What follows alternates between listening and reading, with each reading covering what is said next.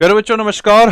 स्वागत है आपके अपने परिवार बैंकिंग बाई रोजगार विद अंकित। मेरा नाम शोभित और आपके बीच उपस्थित हूं एक बहुत ही शानदार इंफॉर्मेशन के साथ जिसका हमें इंतजार था एक लंबे अरसे से। आईबीपीएस पीओ 2025 का ऑफिशियल नोटिफिकेशन कल रात 11:30 पौने 12 बजे के आसपास रिलीज हो गया। तो सबसे पहले तो आप सभी साथियों के लिए बहुत बहुत शुभकामनाएं। फिर से एक बहुत बड़ी अपॉर्चुनिटी आपके सामने है और आप देख पा रहे हैं 5208 पोस्ट, इतनी वैकेंसी इस बार आईबीपीएस पीओ 2025 के नोटिफिकेशन में बताई गई है। एक बम्पर भर्ती के रूप में अगर मैं कहूं तो बिल्कुल भी ये गलत नहीं होगा। ठीक है, तो साथियों अब हम बात करेंगे नोटिफिकेशन के सभी की पॉइंट्स के बारे में। और ये बहुत छोटा सा इवेंट होगा, लेकिन इस छोटे से इवेंट में आपको फॉर्म भरते समय क्या क्या पता होना चाहिए वो सारी सूचनाएं विद एविडेंस मैं आपको यहां पर दूंगा। ठीक है, तो सबसे पहले हम बात करेंगे कि आईबीपीएस पीओ का ये जो नोटिफिकेशन है इसको आप ऑफिशियली कैसे डाउनलोड कर सकते हैं।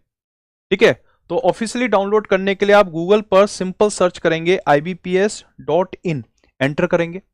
जैसे ही आप एंटर करेंगे साथियों तो आप देखेंगे ऊपर से एक तीसरा लिंक दिखता है CRP-POMT। ठीक है, CRP stands for common recruitment process. जैसे आप इस पे क्लिक करेंगे तो जितना भी अभी तक नोटिफिकेशन आए हैं पिछले सालों के वो यहां पर डेटा शो करेगा। सबसे ऊपर आपको जाना है CRP process probationary officers management trainee 15th। जैसे आप इस पर क्लिक करेंगे तो सेकंड लिंक होगा नोटिफिकेशन। ठीक है, और नोटिफिकेशन पे जैसे ही क्लिक आप करते हैं तो आपके सामने एक सरकारी दस्तावेज आईबीपीएस के द्वारा दिया गया एक ऑफिशियली डॉक्यूमेंट आपके सामने नजर आएगा। ठीक है, तो अब इस डॉक्यूमेंट में क्या चीजें हैं, कौन कौन से फैक्ट्स हैं, फिगर्स हैं, उन पर साथियों बात करते हैं। I am really very excited और मैं उम्मीद करता हूं आप भी बहुत उत्साहित होंगे। ठीक है, तो साथियों बढ़ते हैं आगे। और सबसे पहले तो मैं आपको बता दूं नोटिफिकेशन की शुरुआत होती है जिसमें नोटिफिकेशन में ये कहां से मिला और जो ऑफिशियल वेबसाइट है उनके बारे में ये बताते हैं। फिर आता है इंपॉर्टेंट डेट्स। ठीक है, अगर आप आईबीपीएस पीओ का फॉर्म भरना चाहते हैं, रजिस्ट्रेशन करना चाहते हैं या फिर कोई भी एडिट या मॉडिफिकेशन आप करना चाहते हैं फॉर्म फिल करने के बाद, रजिस्ट्रेशन करने के बाद जो मॉडिफिकेशन प्रोसेस है उसके लिए आपके पास वक्त रहेगा 1 जुलाई से लेकर 21 जुलाई तक। 1 जुलाई 2025 से 21 जुलाई के बीच वक्त रहेगा। एप्लीकेशन फी और इंटीमेशन चार्जेस ऑनलाइन ही आप पे कर सकते हो जिसका वक्त रहेगा 1 जुलाई से 21 जुलाई के बीच में। प्री एग्जामिनेशन ट्रेनिंग अगस्त में होगी। Download of call letters for online examinations, prelims के लिए जो एडमिट कार्ड आप डाउनलोड करोगे वो अगस्त 2025। प्रीलिम्स का ऑनलाइन एग्जाम होगा अगस्त 2025। ऑनलाइन एग्जामिनेशन का रिजल्ट प्रीलिम्स का आएगा सितंबर 2025। मेंस के लिए जो कॉल लेटर डाउनलोड शुरू होंगे वो सितंबर अक्टूबर 2025। मेंस का ऑनलाइन एग्जाम होगा अक्टूबर 2025।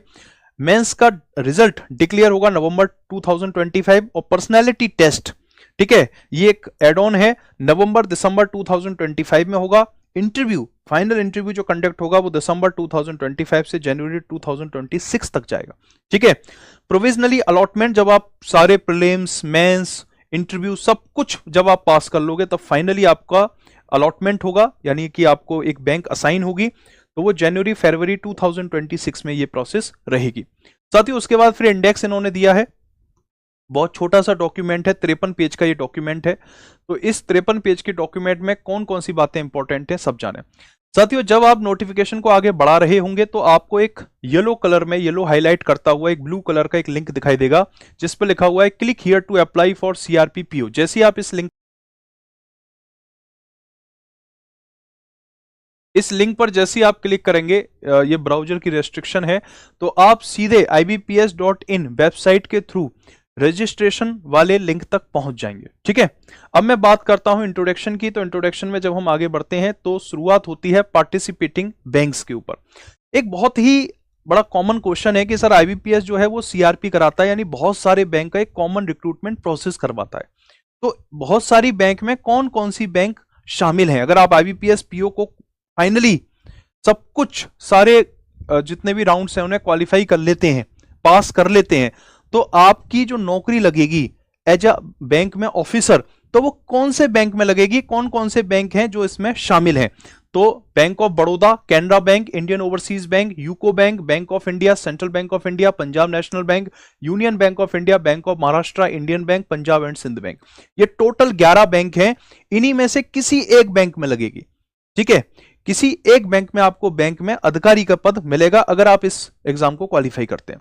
साथियों फिर इन्होंने ऐड किया है प्रोबेशनरी ऑफिसर्स मैनेजमेंट ट्रेनी के लिए बेसिक्स पे क्या रहने वाला है। तो शुरुआत होती है 48,480 48,480 से शुरुआत होती है और 7 इंक्रीमेंट, और पर इंक्रीमेंट में 2,000 रुपीज, यानी 7 इंक्रीमेंट लग रहे हैं और हर इंक्रीमेंट में 2,000 रुपए, और इस तरह 48,480 रुपए बढ़कर 62,480 हो जाएंगे। फिर 2 इंक्रीमेंट लगेंगे 2,340 के, और ये जो 62,480 है ये अमाउंट कन्वर्ट हो जाएगा 67,160, 67,160।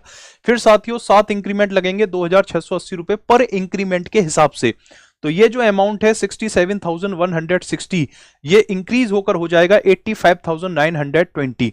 इसके साथ साथ इन्होंने ये भी मेंशन किया है कि तमाम तरह के जो अलाउंसेस हैं यानी कि भत्ते हैं वो पार्टिसिपेटिंग बैंक्स के नियम के अनुसार वक्त के साथ साथ अलग अलग वक्त पर टाइम टू टाइम वो भी आपको मिलते रहेंगे। तो आप ये कह सकते हैं कि आईबीपीएस पीओ के थ्रू जो बैंक में अधिकारी का पद आपको मिलता है उसमें एक हैंडसम सैलरी आपको दी जाती है, ठीक है। एक क्योंकि शुरुआती आप देख रहे हो कि 48,480 से शुरुआत हो रही है, ठीक है। तो बेसिक में इन्होंने मेंशन किया था ना। अब बात करते हैं साथियों एलिजिबिलिटी की। तो एलिजिबिलिटी में सबसे पहला पॉइंट है कि आप भारतीय नागरिक हो। नेपाल इस सब्जेक्ट ऑफ नेपाल, इस सब्जेक्ट ऑफ भूटान इन्होंने मेंशन किया है, बट यहां मैं बात करूंगा कि आपके पास भारतीय नागरिकता होनी चाहिए। आपकी एज 20 साल से 30 साल के बीच होनी चाहिए, 20 ईयर्स टू 30 ईयर्स के दरमियान आपकी उम्र होनी चाहिए। और इन्होंने यह भी बहुत स्पष्ट रूप से बताया है, क्लियरली बताया है कि आपकी एज 2 जुलाई 1995 से पहले नहीं होनी चाहिए। अगर आपका जन्म होता है 1 जुलाई 1995 तो आप इस फॉर्म को नहीं भर सकते। 2 जुलाई 1995 से लेकर, ठीक है, 2 जुलाई 1995 से पहले आपकी डेट ऑफ बर्थ नहीं होनी चाहिए, और 1 जुलाई 2005 के बाद आपकी डेट ऑफ बर्थ नहीं होनी चाहिए, ठीक है। तो 1 जुलाई 2005 के बाद आपका जन्म नहीं होना चाहिए, 2 जुलाई 1995 से पहले आपका जन्म, आपकी बर्थ नहीं होनी चाहिए। साथियों अगर आप SC ST कैटेगरी से आते हैं तो 5 इयर्स का रिलैक्सेशन है। ओबीसी नॉन क्रीमी लेयर में 3 साल। पर्सन विद बेंचमार्क डिसेबिलिटीज, ठीक है, जितने भी हमारे दिव्यांग भाई बहन हैं, the rights of persons with disabilities act 2016 के हिसाब से 10 साल का उनको यहां पर एज रिलैक्सेशन देखने को मिलता है। एक्स सर्विसमैन के लिए 5 इयर्स का, ठीक है, ये हर साल से लगभग सेम ही रहता है। अब मैं बढ़ता हूं आगे, और आगे इन्होंने डिफाइन किया है कि जो तमाम तरह की कैटेगरीज हैं, चाहे वो PWD कैटेगरी हो तो उसमें किस तरह की डिसेबिलिटीज होती है, उन डिसेबिलिटीज को यहां इन्होंने डिफाइन किया है, ठीक है। तो आगे बढ़ते हुए साथियों फिर हम चलेंगे, ठीक है, एक सेकंड और आगे बढ़ते हैं। इकोनॉमिक वीकर सेक्शन की डेफिनेशन इन्होंने दी है। फिर आगे आता है एजुकेशन क्वालिफिकेशन, और यह भी बात की गई है 21 जुलाई 2025 के हिसाब से सरकारी भारत केंद्र सरकार के द्वारा, ठीक है, गवर्नमेंट ऑफ इंडिया, भारत सरकार के द्वारा मान्यता प्राप्त विश्वविद्यालय से आपके पास स्नातक की डिग्री होनी चाहिए, degree graduation in any discipline from a university recognised by the government of India. अब आप कहेंगे बहुत सारे भाई कि सर हम पोस्ट ग्रेजुएशन वाले हैं तो भी हम भर सकते हैं क्या? ऑब्वियसली भर सकते हैं। मिनिमम क्वालिफिकेशन आपके पास स्नातक की डिग्री होनी चाहिए। अगर आप 10th और 12th पास हैं तो आप इस फॉर्म को फिल नहीं कर सकते। आप इन 11 बैंक में जो पार्टिसिपेटिंग बैंक्स हैं आईबीपीएस कॉमन रिक्रूटमेंट प्रोसेस में, इनमें अधिकारी नहीं बन सकते। अगर आपको इन 11 बैंक में से किसी भी एक बैंक में अधिकारी बनना है तो आपके पास मिनिमम क्वालिफिकेशन ग्रेजुएशन होना चाहिए और किसी भी डिसिप्लिन में होना चाहिए। अगर आप बीकॉम है, बीएससी है, बीए है, बीटेक है, बीसीए है, बीबीए है, आपके पास कोई भी ग्रेजुएशन की डिग्री है, ठीक है, लेकिन वो डिग्री एक मान्यता प्राप्त यूनिवर्सिटी से है, तो आप इस फॉर्म को फिल कर सकते हैं, ठीक है। आगे इन्होंने बताया है कि the candidate must possesses valid marksheet degree certificate that he she is a graduate on the day he she register and indicate the percentage of marks obtained in graduation while registering online, ठीक है। जब आप form को भर रहे हो, जब आप ऑनलाइन रजिस्ट्रेशन कर रहे हो, उस दौरान जब आप यहां पर एक कॉलम आएगा उसमें ग्रेजुएशन वाला कॉलम, ठीक है, जिसमें आप पूरा लिखेंगे कि आपका ग्रेजुएशन हो चुका है, तो उसमें फिर आएगा कि आपके ऑब्टेन्ड परसेंटेज कितनी है, तो वहां पर आप स्पेसिफिकली मेंशन करें।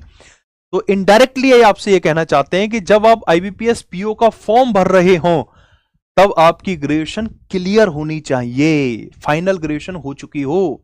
ऐसा ना हो कि एक सेमेस्टर मेरा बचा हुआ है, अभी तो मेरे 7 ही सेमेस्टर हुए, 8वां सेमेस्टर मेरा बचा हुआ है, ठीक है, ऐसे नहीं, आपका फाइनल होना चाहिए ग्रेजुएशन, ठीक है। बहुत क्लियरली इन्होंने मेंशन किया है, degree certificate that he she is a graduate on the day.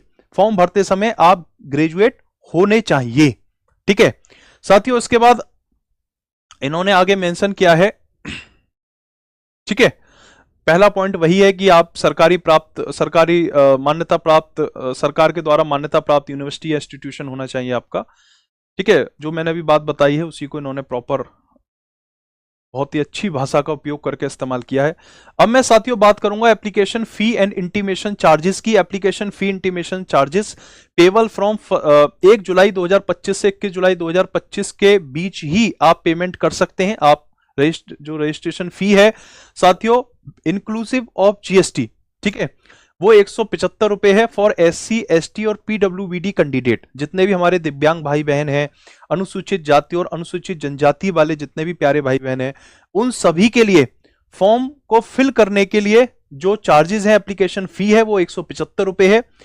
For all others में आपके जनरल कैटेगरी आ जाती है, अनरिजर्व कैटेगरी आ जाती है, ईडब्ल्यूएस सेक्शन आ जाता है, ओबीसी कैटेगरी आ जाती है, तो उसके लिए जो फी है वो 850 रुपए है, 850। अगर आप जनरल कैटेगरी से आते हैं, ओबीसी कैटेगरी से आते हैं, तो आप इस फॉर्म को भरने के लिए जो पे करेंगे, जो फीस एप्लीकेशन जो फी होगी आपके लिए वो 850 रुपए होगी। एससी एसटी और पीडब्ल्यूबीडी यानी जो दिव्यांग भाई बहन है उनके लिए महज 175 रुपए रहेंगे, ठीक है। आगे इन्होंने मेंशन किया है bank transaction charges for online payment of application fee intimation charges will have to be borne by the candidate, ठीक है।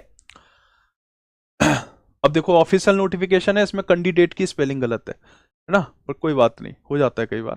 स्ट्रक्चर ऑफ एग्जामिनेशन, अब साथियों हम बात करते हैं कि जो एग्जामिनेशन का स्ट्रक्चर है वो क्या होने वाला है। तो आईबीपीएस पीओ का अगर हम एग्जामिनेशन स्ट्रक्चर की बात करें, the structure of the examinations which will be conducted online are as follows, ठीक है। प्रीलिम्स एग्जाम होगा, सबसे पहले प्रीलिम्स होगा जिसमें 3 सब्जेक्ट आपसे पूछे जाएंगे, इंग्लिश लैंग्वेज, क्वांटिटेटिव एप्टीट्यूड और रीजनिंग एबिलिटी। अगर मैं इंग्लिश की बात करूं तो 30 क्वेश्चंस, नंबर ऑफ क्वेश्चंस 30, और ये 30 क्वेश्चंस 30 मार्क्स, 30 सवाल 30 नंबर के लिए पूछे जाएंगे। और जाहिर सी बात है कि इंग्लिश सेक्शन इंग्लिश में ही होगा, और इसके लिए जो वक्त आपको देगा, टाइम जो अलॉटेड होगा, ठीक है, वो 20 मिनट्स का होगा, यानी कि आपको 20 मिनट में इंग्लिश के सवाल करने हैं।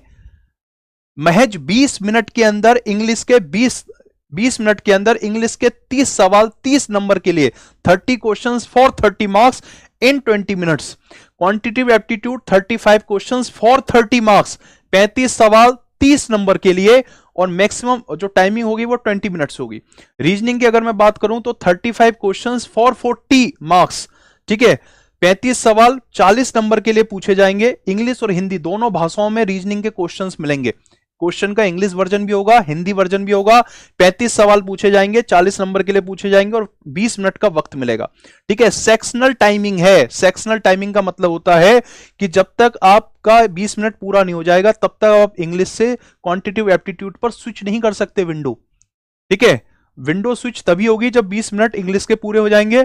रीजनिंग का सेक्शन तभी आएगा आपके सामने जब 20 मिनट क्वांटिटेटिव एप्टीट्यूड की टाइमिंग पूरी होगी। कई बार क्या होता है कि स्टूडेंट इंग्लिश को निपटा देते हैं 10 मिनट के अंदर, और बाकी का जो टाइमिंग होती है उसका यूज करते हैं वो क्वांटिटेटिव एप्टीट्यूड या रीजनिंग एबिलिटी के लिए।